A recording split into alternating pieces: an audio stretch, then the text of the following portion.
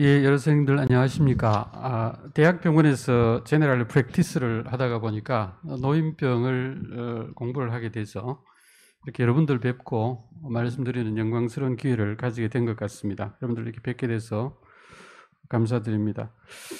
노인 환자의 이해라는 제목으로 제가 주제를 보고는 아마 노쇠에 대해서 말씀을 드려야 되겠다라고 생각해서 정리를 한번 해봤습니다. 아마 들으신 분도 있으시겠지만 좀 도움이 될 것 같습니다. 그래서 실제 그 노인 환자는 일본이 가장 많습니다. 빨간색으로 보면 노인 환자가 굉장히 많죠. 그 뒤를 따라서 이제 노인 인구가 많은 숫자가 대만하고 우리나라입니다. 보시면은 녹색의 우리나라가 이렇게 아주 빠른 속도로 노인 인구가 증가하는 것을 볼 수가 있으신데요. 코비드 때문에 조금 이 노인 인구가 좀 변화가 있을 수는 있겠지만 이 빠른 속도로 일본까지도 따라잡을 그런 분위기입니다.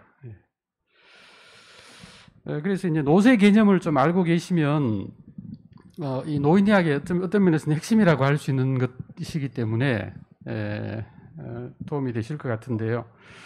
과거에는 이 노인 환자들을 진료할 때는 질병만 보는 것이 아니라 기능을 평가를 해야 된다.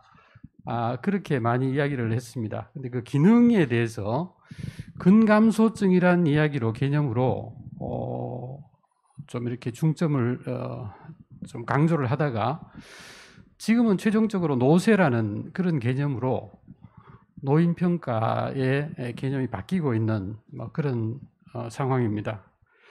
생리 기능이 감소해서 쉽게 말하면 이 와병 상태가 되거나 돌아가실 위험이 높아지는 그런 상태를 우리가 노쇠라고 정의를 할 수 있습니다. 그래서 보시면 이 저널 자체가 노인의학에서 저널 자체가 보면 연구회인데요. 인터내셔널 아마 이게 Frailty and Sarcopenia Research, 그러니까 근감소증과 노쇠 연구회 이런 식이 학회도 학술지도 보면 보시면은 프레일티에 대한 저널 오브 프레일티가 이제 많이 나오고 있습니다. 그러니까 이 노쇠 자체가 굉장히 노인의학에서는 중요한 그런 개념이 됐다는 뜻이죠. 리뷰 논문도 보면 sarcopenia and frailty가 중요하다 이런 것들이 많이 나왔고요. 이 노인에서는 고혈압 같은 경우는 오히려 좀 더 엄격하게 리스크가 있는 그룹에서는 당뇨가 동반되었거나 이런 경우에는 혈압을 좀 더 140이 아니라 130으로 좀 더 낮춰서 엄격하게 조절하는 걸로 되어 있습니다. 노인 환자를 포함해서요 하는 걸로 되어 있지만 이 당뇨에서는 이 당뇨병 학회에서 대한당뇨병 학회에서 했는 걸 보면 일단 이 프레일티 자체를 굉장히 그 노인 환자 당뇨 관리에서 중요하게 생각을 하고 있고 이 당뇨는 너무 엄격하게 관리를 하면 오히려 리스크가 높아진다. 저혈당 같은 그런 것들 때문에 높아진다는 것 때문에 혈당 같은 경우는 일반인은 HbA1c를 7.0 이하로 7.0으로 잡는데 리스크가 있는 그리고 프레일한 그런 노인 같은 경우는 HbA1c를 이제 7.5에서 8.5로 좀 이제 리스크가 생기지 않도록 좀 더 이제 하는 그렇게 조절하도록 그렇게 되어 있습니다. 그래서 이 프레일티 자체는 여러 분야에서 지금 강조가 되고 있는 그런 상황입니다. 그래서 이 근감소증에서 노쇠로 변화되는 이 개념에 대해서 조금 이야기를 드리고 정의를 말씀드리고 이 노쇠가 그러면 어떤 임상적인 의미가 있는지 이 노쇠 치료에는 뭐가 있는지 그런 순서로 말씀을 드리겠습니다. 과거에는 ADL이라고 해서 노인은 기능평가의 중요성을 많이 이야기를 했습니다. 그래서 여러분들 아시는 기초적인 ADL, 그리고 도구를 사용한 ADL, 그다음에 소셜 문화적인 ADL 이렇게 해서 노인들은 질병 자체로 평가하는 것이 아니라 기능으로 평가를 해서 이 기능이 이 도구적인 ADL부터 문제가 돼서 그다음에 더 이제 노인이 전반적으로 기능이 떨어지면 베이식 ADL까지 문제가 돼서 이 BADL이 문제가 생기면 노인은 도움이 필요하다.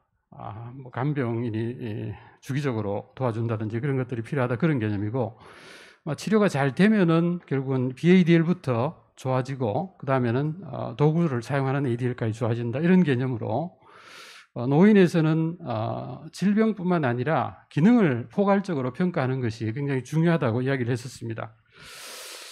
거기에서 이제 나온 게 이제 sarcopenia, 근감소증에 대해서 많이 또 이야기를 했죠.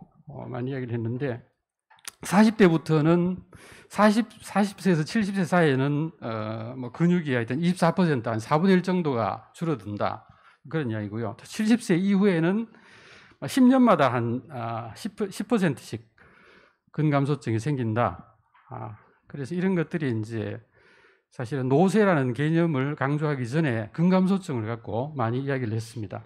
많이 이야기를 했는데요. 결국은 이제 나이가 들면은 근감소증, sarcopenia도 생기고 이 프레일티도 생기게 되고, 이런 것들이 이제 결국은 낙상이라든지 이 와병 상태라든지 사망을 일으키는 이런 상태이기 때문에 이 전 단계에서 와병 상태가 되거나 사망을 하면은 되돌릴 수 없기 때문에 그 전 상태에서 이제 주로 이제 나중에 치료 방법에도 중요하게 나오겠지만 주로 운동과 뉴트리션입니다. 운동과 뉴트리션으로 이제 이런 것들을 이제 되돌릴 수 있어야 된다. 프레일하지 않도록, 근감소증이 생기지 않도록, 그래서 일리버시블하게 가지 않도록 해야 된다라는 그런 개념으로 sarcopenia를 통해서 이제 프레일티로 정착이 되는 것 같습니다. 질병과 그 프레일티, 뭐가 더 중요하냐, 그런 개념으로 보시면 두 가지가 있고 없고를 이제 네 개로 이렇게 나눠 보면요, 질병도 없고 프레일티도 없는 노쇠도 없는 그런 노인들은 서바이빙이 좋죠. 잘 이렇게 살아 있는데, 질병도 있고 프레일티가 있는 사람은 이렇게 서바이벌 커브가 떨어지게 됩니다. 많이 이제 사망을 하게 되는데, 문제는 그 질병과 프레일티가 하나만 있을 때 어느 쪽이 더 중요하냐 이거죠. 아마 금방 이제 짐작을 하실 겁니다. 프레일티가 더 중요하다는 거죠. 프레일티가 없이 질병만 있는 사람은 오히려 아무것도 없는 사람과 같은 그런 서바이벌 커브를 따라가게 되고, 질병은 없지만 프레일티가 있는 사람은 두 가지 다 있는 것처럼 따라가는, 그러니까 오히려 이런 어떤 질병을 가지고 있는 그 질병보다가는, 모비디티보다가는 이런 그 프레일티 개념을 포함하는 기능의 문제가 노인에서는 더 중요하다 이거죠. 물론 각각의 질병이 중요하지 않다는 뜻은 아닙니다. 그렇지만 이게 이제 더 생존 커브를 보시면은 이걸 잘 알 수가 있습니다.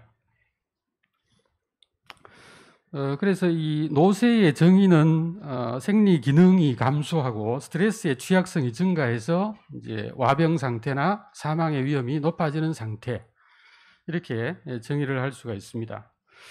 그래서 아마 여러 가지 그 프레일티를 평가하는 척도가 있는데요. 이 프레일티, 프라이드라는 사람이 만든, 제일 먼저 만들고 아직까지 연구나 또는 임상적으로도 많이 사용되는 이 프라이드의 프레일티 인덱스를 기억을 해주시면 좋겠습니다.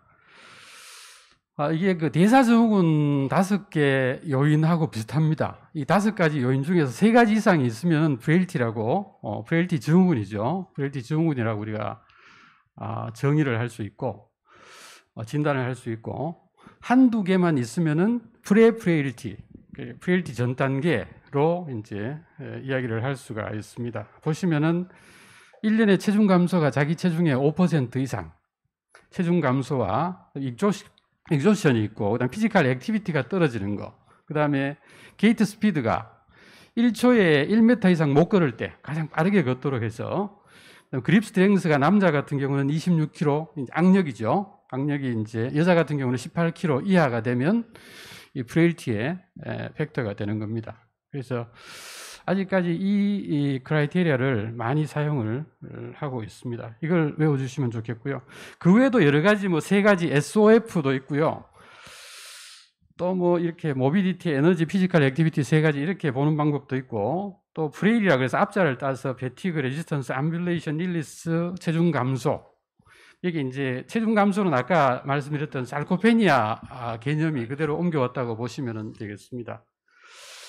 이런 것들이 있고요. 그 외에도 보면 아주 다양한 이 프레일티 척도들이 있습니다. 보시면은 이 긴 척도에서는 보면 소셜 서포트, 소셜한 그런 사이코소셜한 그런 부분들도 나옵니다. 뭐 그로닝겐 프레일티 인디케이터를 보면 사이코소셜한 부분, 또 인지적인 측면, 인지 기능이라든지 이런 것들도 이제 나오게 되는 거죠.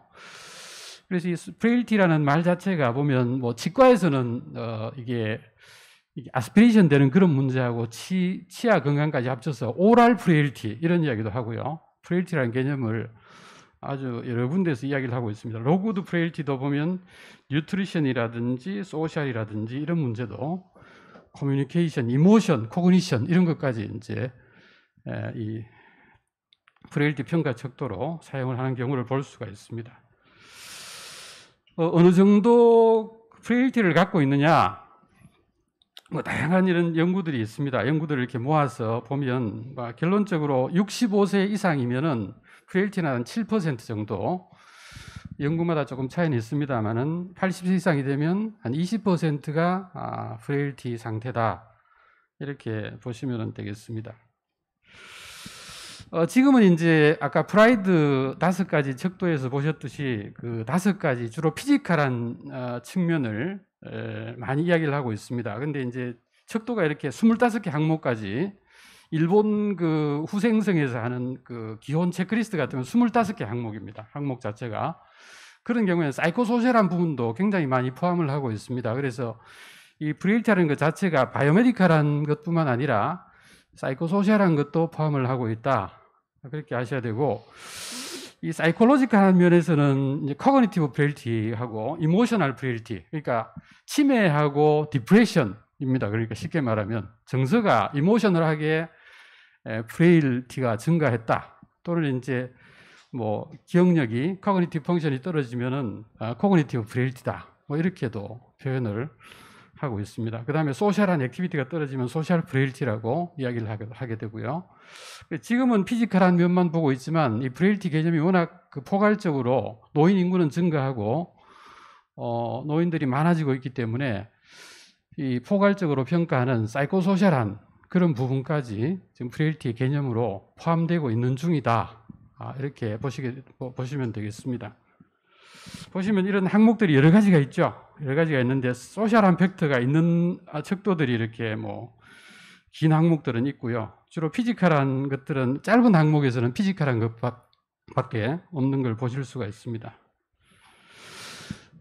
그러면 이 프레일티가 있는 사람은 어떤 그 임상적인 의미가 있는지, 어떤 결과가 생기는지, 어드미션율이나 모탈리티가 이제 많이 증가하겠죠. 그래서 여러 가지 뭐 이런 연구에서 보면 이 5년 사망률이 마일드 프레일 한 경우는 4.8배고 시비어 프레일 하면은 7.3배다, 뭐 이런 식의 결과를 볼 수가 있습니다. 그래서 이게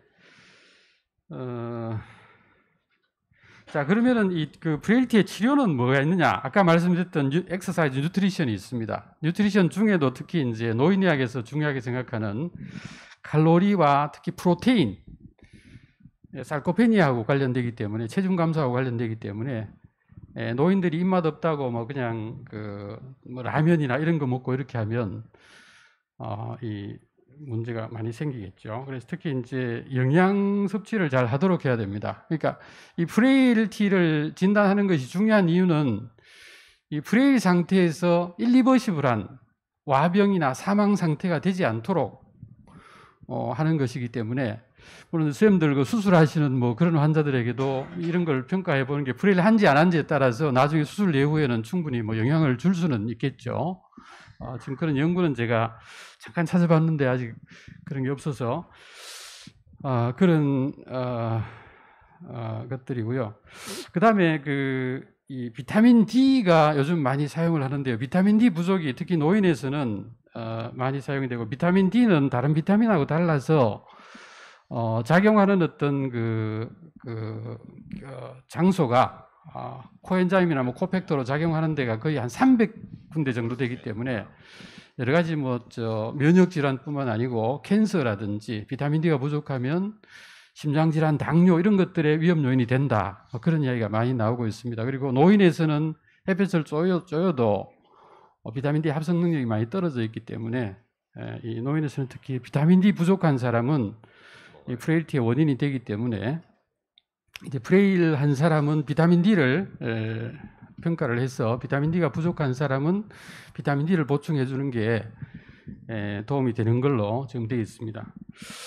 그리고 사실 이 프레일티의 치료는 이 네 가지인데요. 네 가지밖에 없는데 폴리파마시 문제를 반드시 평가를 해야 됩니다. 약물 때문에 생기는 프레일티가 꽤 있다는 거죠. 그래서 이제 약물을 좀 불필요한 약물들 평가를 해서 이게 단과적인 질병 측면으로 보면 필요하지만 전체적인 포괄적인 노인 평가에서 보면 오히려 약을 빼거나 줄이거나 좀 바꿔야 되는 그런 경우가 있기 때문에 그런 폴리파마시 문제도 이 프레일티 치료에 굉장히 중요한 것입니다.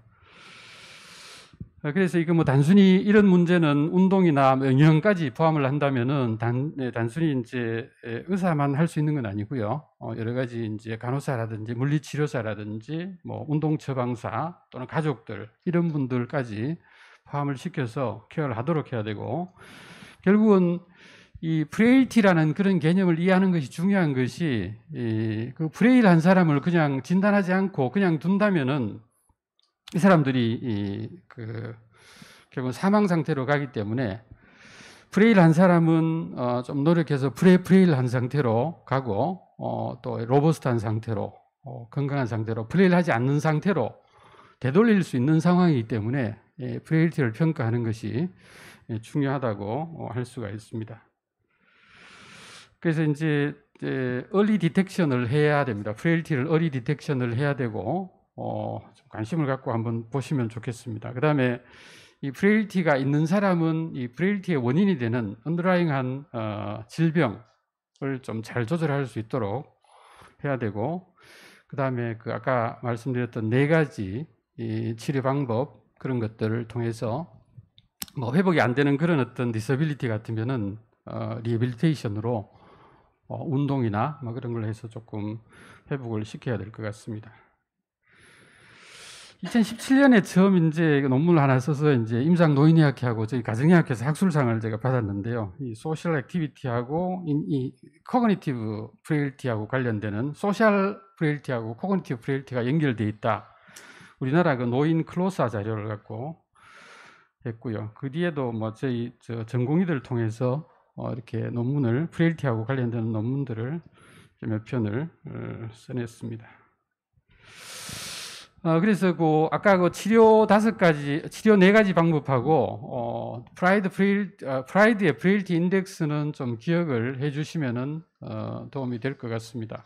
이런 그 노인의학에서는 굉장히 중요한 개념이고 저널이나 또는 연구 자체가 이 프레일티에 조금 치중이 돼 있어 중요하게 생각하는 그런 개념이기 때문에 이 노인 환자를 임상적으로 이해하는 데 있어서 물론 이제 그런 예방 단계에서 필요한 것이긴 하지만 이 프레일티가 진행이 되지 않도록 환자 보실 때 한 번씩 이렇게 이 5가지를 기억하셔서 이 사람이 프레일티에 속하는지 속하지 않는지를 한번 점검해 주시고 좀 로버스트한 상태로 갈 수 있도록 운동이나 영양이나 또 비타민 D는 부족하지 않는지 약이 너무 이제 중복돼서 약 때문에 문제가 생기는 건 없는지를 한번 점검해 주시면은 도움이 될 것 같습니다.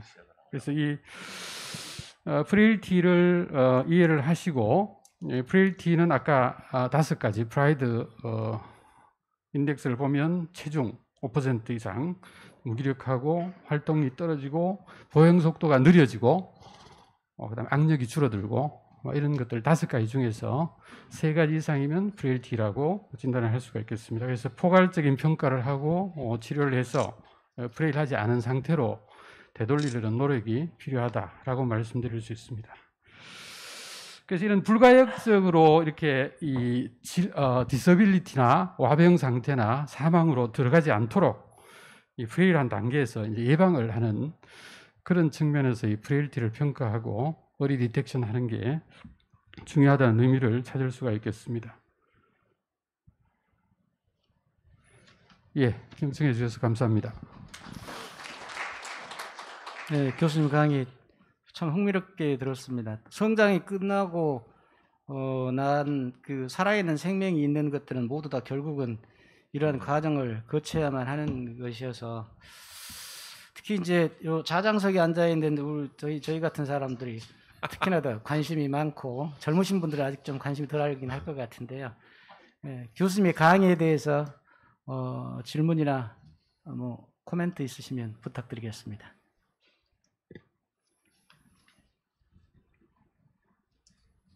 예, 서울아산병원 흉부외과 김동관입니다. 좋은 강의 감사드립니다. 사실 저희도 지금 최근에 와서 이제 점점 그 노인 환자가 많아지고 있는 추세인데요.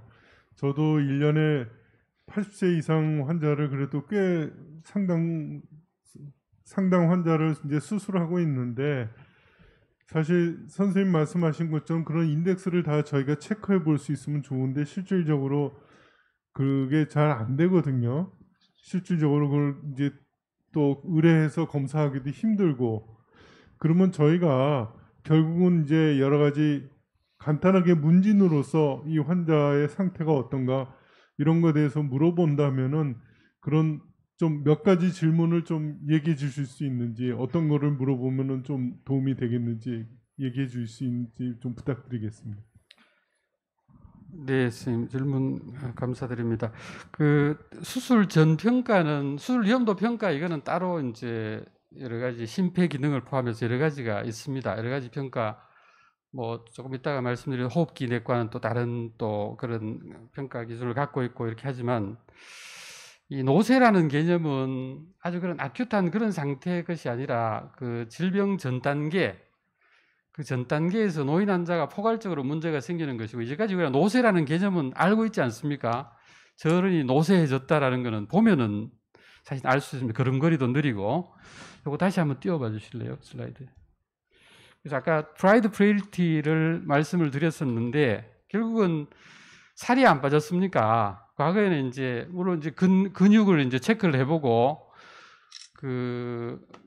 그런 이제 비만 평가하는 그런 평가 도구로 이렇게 근육 양이 얼마인지 그런 걸 보는 것도 괜찮겠지만 체중이 줄지 않았는지 노인이 느려지지 않았는지 손 잡는 힘이 줄어들지 않았는지 그런 걸 이렇게 물어보시면 됩니다. 활동이 줄어들지 않았는지 그런 걸 물어보시면 이 프라이드 프레일티가 가장 제가 강조하는 것이 여러 가지 복잡한 척도들도 많지만 요것만 좀 기억을 하고 계시면 가장 처음에 나온 것이고 프레일티의 개념을 처음 세워서 만든 분이고 아직까지도 시간이 많이 지났지만 이 평가 척도를 논문을 쓸 때나 또 임상에서 평가할 때는 많이 사용을 하기 때문에 요걸 기억하고 계시면서 뭐 그냥 걸음걸이만 한 가지만 물어보셔도 한 가지만 걸려도 다른 것들 이렇게 같이 물어보시면 같이 이렇게 우리가 겉으로 봐서 포괄적으로 임상적으로 그냥 경험으로 보셔서 브레일 한 사람 같으면은 물어보시면은 거의 이렇게 진단을 하실 수가 있습니다. 물론 이제 악력기 같은 아주 간단한 그런 기계로 뭐 이렇게 관심 있으시면 두고 이제 한번 재 보시는 것도 괜찮겠죠. 예, 좀 시간이 지나가고 있습니다만은 그러니까 두 분이 쓰셨으니까 질문을 간단히 해주시고 답변도 간단히 좀 해주시기 부탁드립니다. 선생님 먼저. 네, 좋은 강의 감사드립니다. 이제 질문 간단히 드리겠습니다. 저 외래에서 이제 연세 드신 분들, 약간 기력 없어 보이는 분들 많이 보이는데 항상 이제 질문이 운동을 아까 뉴트리션하고 그리고 엑서사이즈가 중요한 트리트먼트에 뭐 중요한 거 컴포넌트라고 그러셨는데 항상 물어보거든요. 어떤 운동할지, 뭐 먹어야 될지. 근데 이거 갖고 뭐 장시간 설명할 수는 없고 어디 좀 간단하게 환자분들한테 리코멘데이션 할 수 있는 가이드라인이나 뭐 책이나 이런 거를 추천해 주실 만한 게 있으신가요? 그럼 저희가 외래에서 환자분한테 좀 추천할 수 있게. 예. 책은 없고요. 인터넷 같은데 자료가 굉장히 많이 나와 있는데요. 인터넷 자료들이 아시다시피 너무 잘못된 것들이 많지 않습니까? 그래서 운동은 근육 운동의 중요성을 조금 한번 강조해 주시면 좋겠습니다. 나이가 들수록 근육을 유지하는 게 중요하다는 걸 좀 이야기를 해주시고 단백질 꼭 드시라. 고기 같은 거 주기적으로 못 먹으면 콩 종류라도 꼭 드셔라. 그런 정도. 아까 말씀드렸던 다이어트하고 엑서사이즈 그건 한번 말씀을 해주시면 좋겠습니다. 예. 근육 운동과 단백질. 네, 예, 네. 다음 나건주 선생님. 네, 안녕하세요. 저 서울대학교 병원 흉부외과 나원주입니다. 저희 병원에서 최근에 이제 수술 받는 70세 이상 환자들 대상으로 이제 sarcopenia 여부를 그 ASEAN 가이드라인에 따라서 측정해서 이제 평가를 해보고 있는데 실제로 70세 이상에서 한 20% 정도가 sarcopenia 기준에 맞는 걸로 나오기는 하고, 근데 실제로 수술 후 아웃컴을 비교를 해보면은 sarcopenia 환자들이 크게 이제 수술 후 아웃컴이 나쁘거나 그렇지 않다는 이제 결과를 저희 데이터에서는 보이고 있습니다. 아마도 제 생각에는 이게 이제 수술 쪽으로 오는 환자들이 굉장히 highly selected 되기 때문에 이제 그럴 거라고 생각하고, 실제로 저희가 만나는 환자들은 이 프레이트가 있는 환자들이 거의 없을 걸로 저는 생각을 하거든요. 네, 제가 궁금한 점은 이제 저희 이라스라고 해서 저희 수술 후 리커버리와 관련된 가이드라인에도 보면 프리해빌리테이션이 굉장히 이제 강조가 되고 있고 중요하다고 되어 있는데, 그럼 과연 저런 이제 프레일티 인덱스가 높은 혹은 이제 sarcopenia가 이제 심한 환자들이 그런 프리앱을 거치면 이제 수술을 하는 데 있어서 안전할지에 대한 어떤 그런 이제 경험이 혹시 있으신지나 그 이제 병원에서 혹시 그런 거 관련해서 프로그램을 가지고 계신지가 좀 궁금합니다.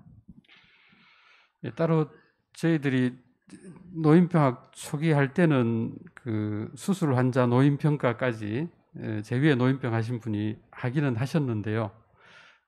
각과에서 컨설트를 해줘야 되는데 그렇게 잘 된 것 같지는 않고요.